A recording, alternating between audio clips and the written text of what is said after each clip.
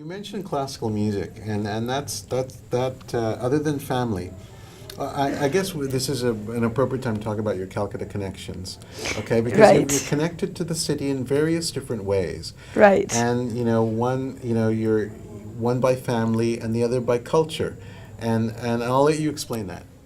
Okay. Well, family, I think, well, my mother was born here Yes. and raised here. And my father's earliest memories were of Calcutta. And,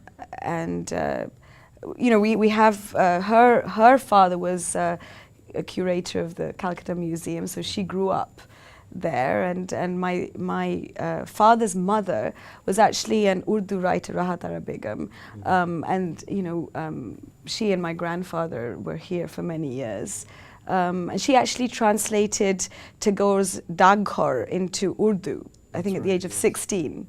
And she went with my dada, my grandfather, to Tagore to get permission to have it published at the age of 17. And he said that that was the best translation of Tagore in Urdu that he'd seen. My great-grandfather was Nawab Abdul Latif, Right. who actually started the Mohammedan Literary Society Right. in the 1900s. And he, I believe, was responsible for changing the name of the Presidency College to its current name. So it's right from, I think it was called Hindu College or something. Yes, yes, that's and right. and so then it he, became yes, Presidency College, yes, so I yes. believe he was instrumental In bringing that about. about. Yes. Okay, okay. So many connections Yes. to Kolkata. And you actually learn classical music here, don't you? I do. I learn Indian classical singing, and I first learnt from Ustad Sagiruddin Khan, who, the great Sarangi maestro.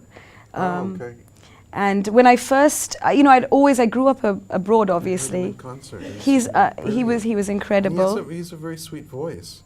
He was an astounding vocal trainer, which I don't know if very many people know that. Now I'm actually learning from Vidushi Shubhra Guha, and she's amazing. And So I'm she's very based fortunate.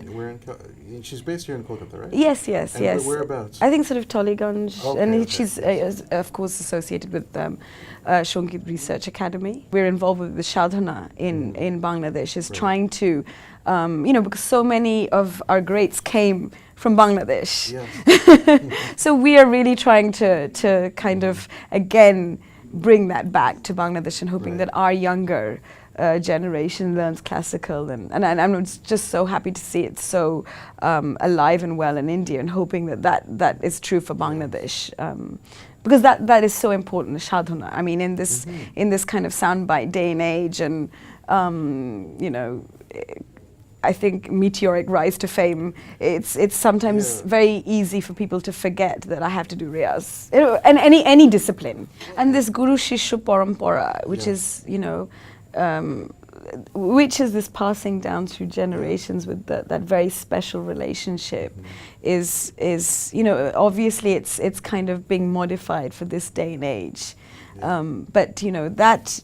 And I think it's been kind of rediscovered with this sort of mentorship. Yes.